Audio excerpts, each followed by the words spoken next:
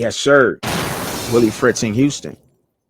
Now, I just said that I was going to be talking about Willie Fritz in Houston, and that's exactly what I meant because like but see, they added so many players again. Like they got so many transfers in, man, so many transfers, and I don't know if that's going to work, but it seems to work for some teams. Now it seems to work for some teams when they getting in a lot of these transfers and they're playing a lot of these guys and they moving around, but this is Willie Fritz. Willie Fritz that has some he has a prestige around. Has a prestige around to where a lot of people believe in what he's doing now. He got in Connor Wegman, right? And I talked about him at the beginning of the video. Connor Wegman coming in should be a good move. It should be a good move. Wind up losing starting job over there at Texas A&M, and what he had 800 he had 819 yards, 3 touchdowns, but he had 5 interceptions. Had 5 interceptions. So he had more interceptions than touchdowns, had a 56 completion percentage, 6'3", 215. He got the size. But that's my only question with him, right? They got Stephon Johnson coming back from the squad. Amari Thomas transferred in from UAB, 6 foot, 205 pounds, had 62 receptions, 670 yards, 8 touchdowns last season. Junior, he was a sophomore last year. Harvey Broussard III from Louisiana, 6'3", 185, had 31 receptions, 486 yards, and 3 touchdowns. So and they got a completely new offensive line. And besides David Nwaku, they got a completely transferred in offensive line, completely transferred in.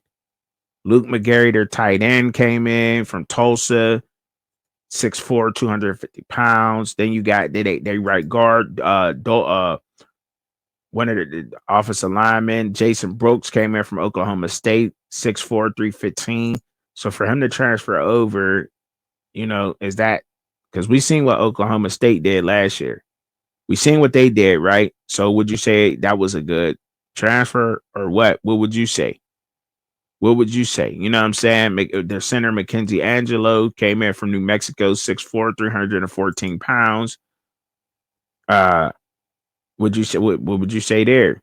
Matthew Wyckoff, coming from California, 6'6", 315 pounds.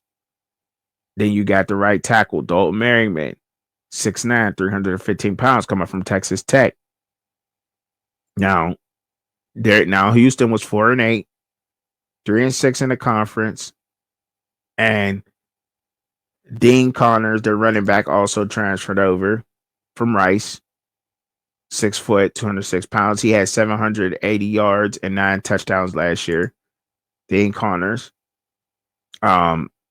Now, but just get just a visual of that offense, right? Just a visual you got off the offense, what I gave. They got 2 guys coming back. They got 9 players transferred in to that offense, that spread offense that they like to run over there. All right, Houston.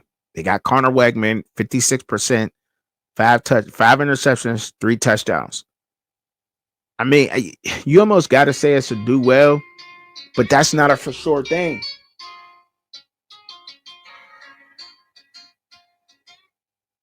That's not a for sure thing. Excuse me. That's not a for sure thing.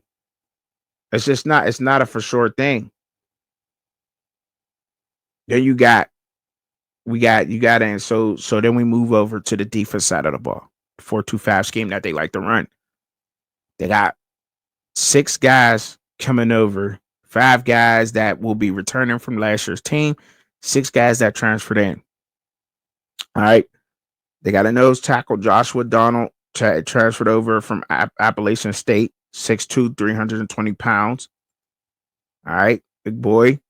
Could probably put in some work. You know what I'm saying? I don't know. We don't know those. Like, so, because what did he do last year? Really nothing. Nothing. You know what I'm saying? Transferred over. Probably didn't have no plans. I don't know for sure. Just guessing. They got the defensive tackle coming in from Washington State. Khalil Lafu coming in 6'3", 293 pounds. had 8 solo tackles. He had 4 sacks in the entire season last year. All right. Brandon Mack the second be coming back. Jalen Gardner be coming back. Carmen Glass, their linebacker, coming in from the he played at Mizzou in Louisiana. You know what I'm saying? I think he come from Mizzou, I believe so. 44 tackles, half a sack. That was it. Didn't play too much. Didn't get, you know what I'm saying? But came in and put something down. You know, Mark Stampley the second they got coming in into their so-called anchor position that they like to run over there.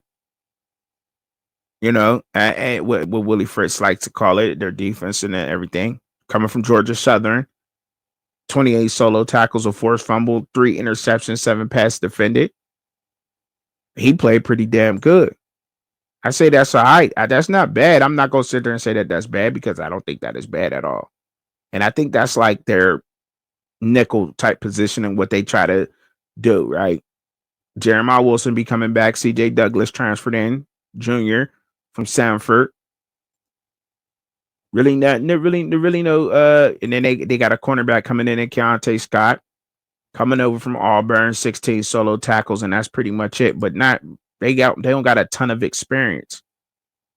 So will it be a fail or do well? From 4-8 to 3-6. And then when you get to looking at Houston's schedule, so we'll have to look at Houston's schedule. Let's take a look at that. Take a look at that.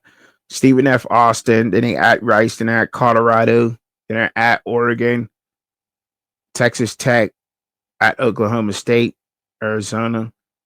I said it's gonna be tough for Willie Fritz, man. They didn't. I don't. Rice is a cupcake. No, I don't want to say Rice is a cupcake with y'all. Stephen F. Austin, I would. Damn, nigga. And they were 4-8 last year. They were 4-8 last year and got a schedule like that. I think Houston got the short end of the stick, or they're just trying to challenge themselves. So we'll see what happens with that. But I mean, just based off of what they had last year and what they did last year, I say Houston, man, you got to do well, man. They got to do well in Houston, man. I don't think you could do bad compared to what, you know what I'm saying? I don't think you could do that bad. It got to be a do well. Like I said, it's going to be super hard for me to say fail, man. You'll just have to be like, it'll be tough because I'm seeing a lot of teams show up. I mean, a lot of teams on these, schedules, and it's not, it ain't looking easy. I'll tell you that right now. The Big 12 is not looking too easy, right? There's some good coaches in the Big 12. And even if they do got new players, and at some point in the season, I think these teams will get it.